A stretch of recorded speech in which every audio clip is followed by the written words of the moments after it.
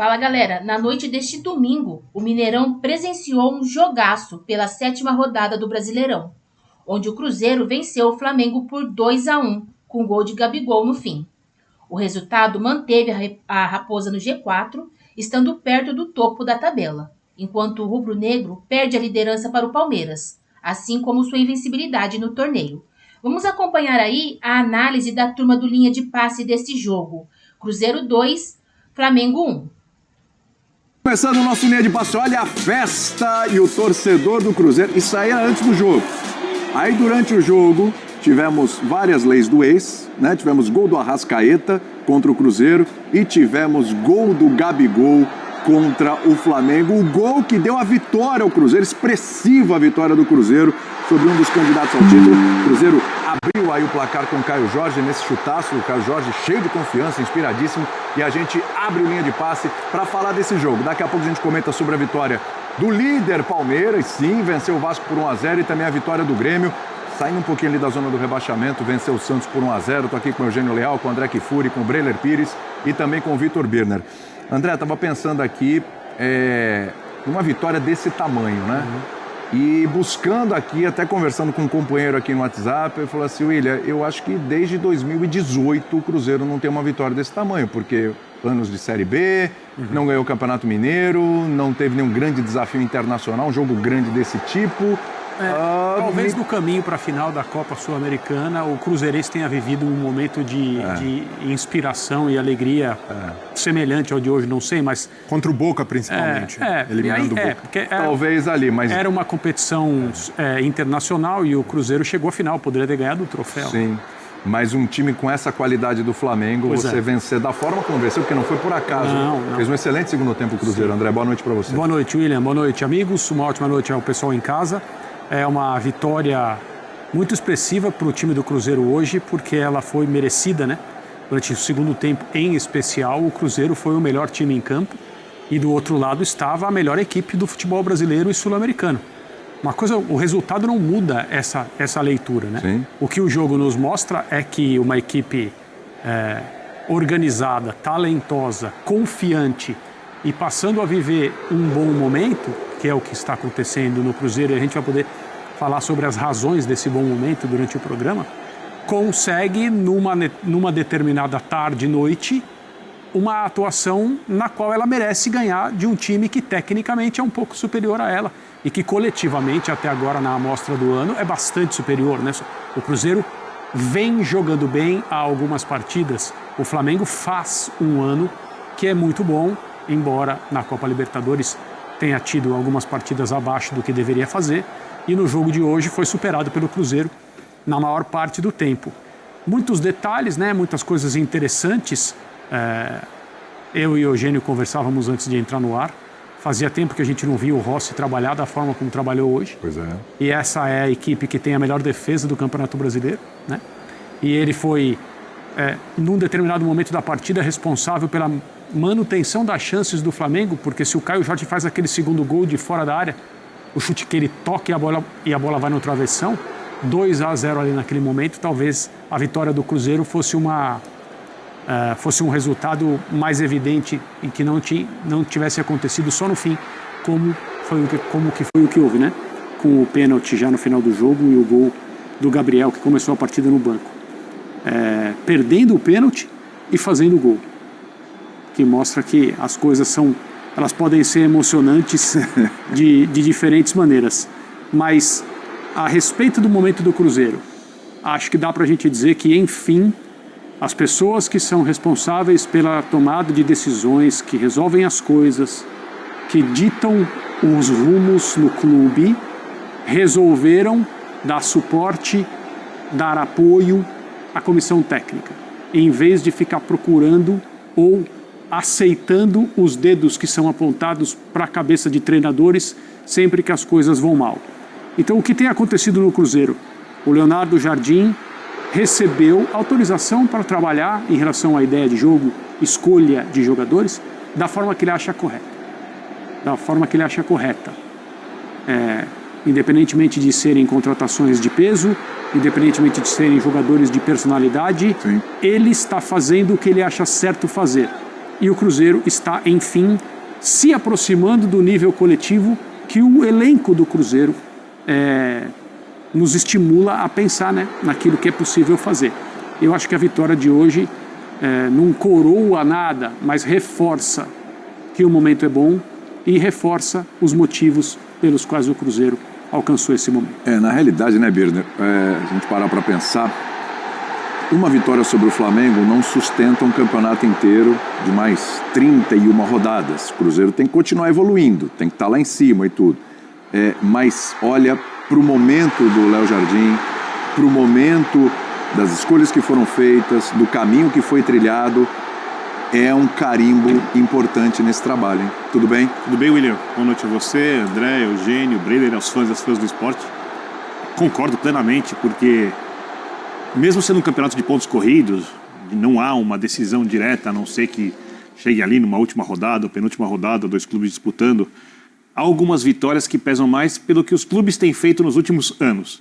E são as vitórias contra Flamengo e Palmeiras. Isso. Né? São vitórias que carimbam, como você gosta de dizer, como você falou agora, um time que parece em ascensão. O torcedor do Cruzeiro confiava na ascensão antes do jogo, depois do jogo ele confia muito mais. Claro. Do que se tivesse vencido respeitosamente Fluminense, São Paulo, Inter, Vasco, até o Atlético. Talvez a vitória fosse mais prazerosa, mas como confiança para um time que o torcedor pretende ver se estabelecer no primeiro escalão, ou pelo menos na briga por uma das vagas diretas da Libertadores, quem sabe por um título, o resultado tem um peso enorme. E eu acho que fica uma coisa que eu tenho certeza que os torcedores dos outros clubes deveriam pensar, porque todos os clubes já viveram situações parecidas com o que eu vou dizer, mas eu acho que ninguém aprende. Futebol se faz coletivamente e não com nomes de jogadores. As histórias, o quarteto mágico, tais jogadores são os mais técnicos, precisam jogar, o craque sempre precisa ter espaço. Esse tipo de coisa que a gente sempre ouve quando um time contrata jogadores que às vezes não querem jogar sem a bola, que não se encaixam, que tecnicamente são mais capazes, deveria acabar depois do jogo de hoje. Deveria acabar depois dessa temporada. Mesmo que o Cruzeiro não seja campeão, porque uma coisa é certeza. Se o Cruzeiro estivesse preocupado em escalar Dudu, Gabigol, todos os seus principais jogadores, suas estrelas contratadas, nesse momento, o Cruzeiro não teria os pontos que tem na tabela de classificação e jogaria um futebol bem pior do que joga quando a gente pensa em termos de resultado. É verdade. Cruzeiro que, Eugênio, colou no próprio Flamengo, né? Flamengo 14 pontos, o Cruzeiro vai a 13, fica a 3 pontos do líder Palmeiras. Olha a situação do Cruzeiro com 7 rodadas, hein? Tá a 3 pontos do líder, tá num G4, né? E isso diz muito sobre esse trabalho, a gente pode falar recente, ele teve tempo para trabalhar, mas não tinha saído do Dudu e tal, ainda tinha coisa do Dudu e Gabigol. Esse trabalho, ele é recente, o resultado desse trabalho, ele começa a aparecer recentemente, Eugênio. Tudo bem? Tudo bem, boa noite para você, William, para os companheiros. É natural, porque nenhum trabalho vai aparecer num estalo de dedos, nenhum técnico chega e com, às vezes, um dia de treino, às vezes sem dia nenhum de treino, né? O cara já assume e vai colocar o time no campo.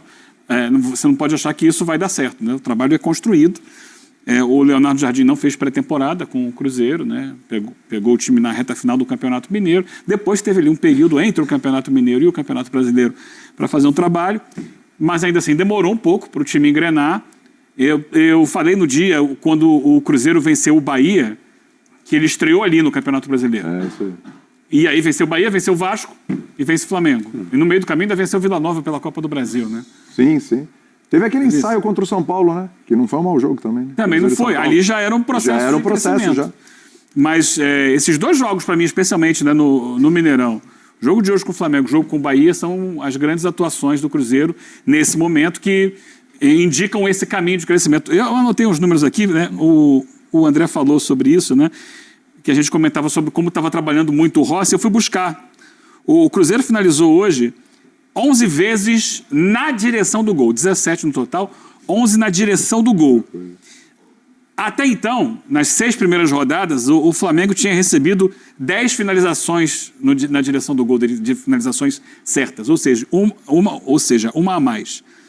E o Rossi fez hoje 9 defesas, porque ainda teve mais uma depois que a gente estava. Lembrando que o Flamengo poupou no meio de semana para estar inteiro nesse jogo. Isso. É um Flamengo inteiraço, né, gente? Flamengo inteiraço. 9 defesas das 17 que ele fez no campeonato, portanto, uma a mais da metade.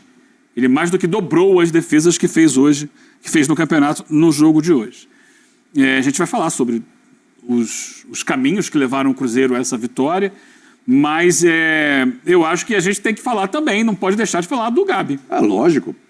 Personagem pesado. São essas histórias do futebol, que os deuses do futebol estão lá em cima e ficam guardando. Era um jogo que o Cruzeiro já poderia ter feito o gol da vitória antes. Ele já tinha tido oportunidades, a coisa estava perto de acontecer, estava muito na cara que podia ser uma vitória do Cruzeiro a qualquer momento, mas o gol só vai sair quando o Gabigol entra. Um Gabigol que ainda gera dentro do próprio Cruzeiro muita dúvida, um jogador que ainda está num foco parecido com o Dudu, embora ele não tenha, dentro do Cruzeiro, adotado a postura... A ação é diferente. ...reativa do Dudu diante dos fatos, ele ficou na dele e hoje estava muito assim escrito que ele entrando, o Cruzeiro melhor no jogo, poderia aparecer uma chance para ele fazer o gol da vitória contra o ex-clube, que não quis ficar com ele, etc. Aquela situação toda que a gente sabe. E aconteceu. Então, voltas que o mundo dá, voltas que o mundo da bola dá, a história dos deuses do futebol, que guardaram o gol da vitória. Grande personagem do jogo. Ele rouba a cena de um Cruzeiro que foi melhor, a gente fala muito do trabalho do Leonardo Jardim, mas o gol da vitória é dele, ele é o personagem que atrai muito a mídia, não tem jeito. Daqui a pouco a gente vai falar também de Caio Jorge, é importante porque, claro, os holofotes vão para o Gabigol pela lei do ex, por tudo que aconteceu com ele no Flamengo, por tudo mesmo, muito participativo, ele que tomou conta ali da posição, né? Na verdade, a gente tem um Gabigol no banco e tal, muito por conta do que o Caio Jorge também tem apresentado, embora os dois em alguns momentos cheguem a jogar juntos, mas hoje, né, Breler, assim, ficou claro pro Leonardo Jardim, pelo início da partida, que são determinados adversários, não dá para fazer essa brincadeira de Caio Jorge com o Gabigol. Aqui a postura vai ser diferente. E acho que muito dessa vitória passa pela escalação do Leonardo Jardim, pela formação tática do jogo de hoje, né, o Breler? Tudo bem? Exato, William, tudo bem? Boa noite para você, para os companheiros. O Gabigol, né, como o Eugênio falou, é o grande personagem dessa vitória, mas o protagonista hoje do Cruzeiro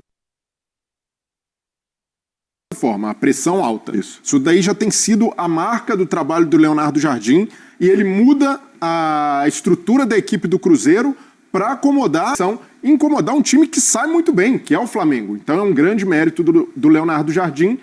A gestão de vestiário também fala nesse jogo de hoje, porque administrar um Gabigol não é fácil na reserva, com poucos minutos.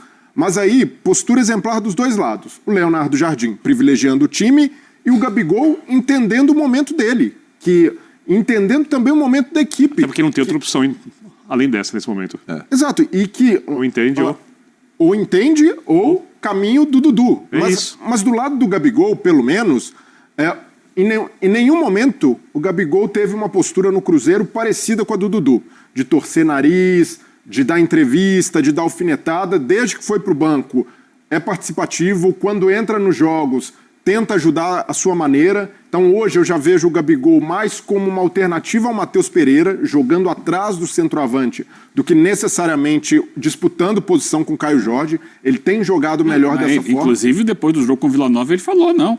Eu preciso ter uma dupla, minha dupla é o Caio Jorge. Ele já falou. Assim.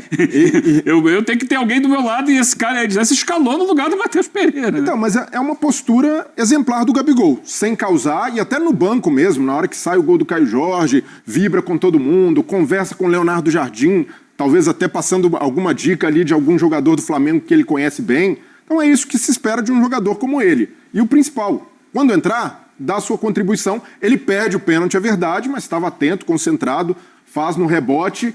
E a gente fala também do Cruzeiro, né, que é um grande jogo do Cruzeiro, uma grande vitória, talvez a maior em muito tempo. Mas do lado do Flamengo, que é um time que sofre poucos gols, eu tenho certeza que na gestão do Felipe Luiz, esse foi o gol mais doloroso sofrido pelo torcedor rubro-negro. Para o torcedor rubro-negro, esse gol do Gabigol bate diferente, porque é o maior ídolo dessa geração, um dos maiores da história do clube, marcando, fazendo a lei do ex E o principal, mostrando que está feliz, que virou a página do Flamengo, que mesmo na reserva continua sendo um jogador bastante útil. Então, para o torcedor rubro-negro, mais do que uma derrota, e é uma derrota que tira o Flamengo da liderança, é observar que a estrela principal foi um cara que até pouco tempo era idolatrado, com todos os méritos, por tudo que fez no Flamengo, se despede do clube ganhando um título. Tem aquela derrota contra o Central Córdoba, é verdade, ali com um pênalti também do Léo Pereira, né? A gente vai falar também sobre as falhas defensivas do Flamengo, mas essa derrota para o Cruzeiro, pelo contexto, né? Perder a liderança e o Gabigol sendo o cara decisivo, para o torcedor rubro-negro é muito lamentada, mas é preciso também ter cuidado para não criar ali um alvoroço, uma tempestade em copo d'água de um trabalho que é muito bom até aqui. Concordo contigo que o protagonista é o treinador do Cruzeiro no jogo de hoje, porque essa mudança de rumo do trabalho radical, porque o time começa a temporada como um time das estrelas. E agora ele virou um time de futebol. Sim. Agora ele virou um time do técnico. O Biner, do time que começou hoje, 9 jogadores já estavam ano passado no Cruzeiro. As exceções Fabrício Bruno e Wanderson. Os outros 9 estavam ano passado na final da Copa Sul-Americana. As contratações do início do ano... Com uma ideia de jogo bem diferente, né? Porque é um time de marcação alta, como vocês falaram, e muito direto. Não é um time que se preocupa em ter a posse de bola, e nem daria para fazer isso. Eu sempre, assim, para mim, um desenvolvimento de trabalho elogiável, de se aplaudir em pé, que eu me lembro, e aí demorou muito tempo, por isso que eu vou citar aqui como exemplo, o do Jürgen Klopp. Ele estava no Liverpool, o time roubava a bola, jogo agudo, roubava a bola, jogo agudo. 99 pontos na Premier League, vice-campeão. City com 100. Ele falou, nós precisamos ter mais a posse de bola porque o time em algum momento se cansa, porque a pressão alta não dá para ser feita o tempo inteiro. Pressiona, pressiona, pressiona, pressiona. Uma hora essa pressão vai baixar, seu adversário vai fazer a transição, vai passar tocando a bola, suas linhas estão mais altas, você acaba tomando gol. Então, para você gerenciar os jogos, você precisa ter também um time capaz de manter a bola. Você precisa de um jogo de alto nível tático. No Cruzeiro, o trabalho é inicial, e no Brasil, o treinador tem pouco tempo para trabalhar. Então, dentro do que era possível se fazer, eu acho que o Leonardo Jardim supera o que qualquer um imaginava em tão pouco tempo. Quando a gente olha, não estou falando dos resultados, estou falando o jogo coletivo do Cruzeiro, que poderia não ter gerado também os resultados. Se tivesse terminado empatado hoje, não houvesse o pênalti, era 1-1 e o jogo teria sido tão bom quanto foi. Sim, ainda não é um jogo tão vistoso como o do Flamengo, mas eu tenho certeza... Mas é pedir demais também, né? Não, mas eu tenho certeza que o torcedor do Cruzeiro se sente muito representado com o que vem em campo. Sem dúvida. Porque a entrega, se a gente fizer um paralelo, né, do que foi o Cruzeiro naquele jogo contra o Muxuca e Runa no Mineirão, parece outro... Não é nem 3 jogos da Sul-Americana, Breno. Não parece nem outra equipe, parece outro clube. Porque a energia é diferente. Hoje, mais de 50 mil torcedores no Mineirão e o campo passa muito para a arquibancada. Então, o Cruzeiro, desde o início, marcando lá em cima, pressionando, e aí é gol do Caio Jorge em pouco tempo. Logo em seguida, bola no travessão. Então, um time com essa intensidade tende mais a conquistar e cativar o torcedor do que um time de medalhões que vai jogar só no intuitivo. E outra coisa que referendo ao que você disse, quando você citou uma disputa por posições, você citou Gabigol ou Matheus Pereira. Eu vejo isso. Tem lógica, muitas vezes. Eventualmente o Gabigol pode entrar no lugar do Caio mais adiantado. E aí tem uma outra questão. Você falava, o Gabigol entrou no final do jogo e eu disse... Sido um pouco mais contundente, possivelmente teria saído com a vitória contra o Bahia. Sim. No detalhe, num contra-ataque, diante de um bom adversário, perdeu em casa, mas isso não invalida o que o time faz de bom. Então, e até mesmo o que os atacantes fazem de bom. O Flaco Lopes hoje entrou no jogo e perdeu um gol. Que ele arranca bem, sai cara a cara com o Léo Jardim, tira demais de canhota.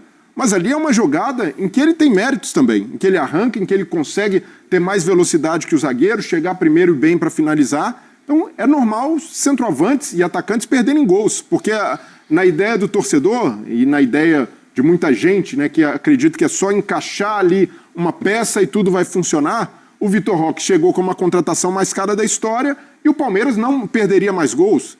E não é assim que funciona. O Paulinho, por exemplo, o Paulinho ainda não está na rotação física ideal, mas quando entrar, vai ser um jogador ainda melhor e que vai oferecer o que oferecia no Atlético. Então é ter calma com as coisas e naturalmente vejo como algo normal, seca, centroavante perder gol faz parte do ofício. Muito bem. Falamos nesse bloco.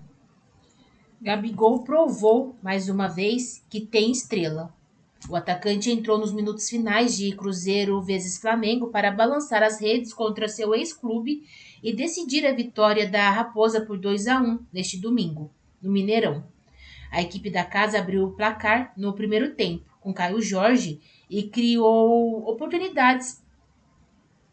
mais oportunidades. O Flamengo empatou antes do intervalo, com golaço de Arrascaeta e contou com grandes defesas de Rossi para segurar o placar. Na reta final, Léo Pereira cometeu pênalti em Eduardo.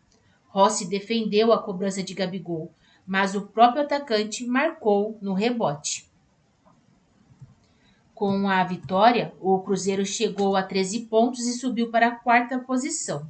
O Flamengo, por sua vez, perde uma posição, deixou a liderança e caiu para o segundo lugar, com 14 pontos. A atuação do Cruzeiro no segundo tempo era digna de vitória da equipe, mas as muitas oportunidades criadas eram barradas pelo goleiro Rossi, que fez grandes defesas. A torcida do Cruzeiro cantou a solução nas arquibancadas, gritando o nome de Gabigol alto, desde o início do segundo tempo. Somente aos 42 minutos, o técnico Leonardo Jardim decidiu colocar o camisa 9 em campo. 9 minutos depois, Eduardo sofreu pênalti e, inevitavelmente, coube ao atacante a responsabilidade de tentar a vitória contra o Flamengo, clube que foi protagonista em grandes conquistas. Gabigol evitou olhar nos olhos de Rossi ao se preparar para a cobrança e teve o primeiro chute defendido, mas se atirou em direção da bola para não desperdiçar a segunda chance e marcou um gol que para ele tem significados além da vitória. Seus companheiros e a torcida fizeram imensa festa, mas Gabigol se conteve. Ao fim do jogo, cumprimentou os ex-companheiros do time carioca e só então se permitiu festejar com a intensidade que é costumeira.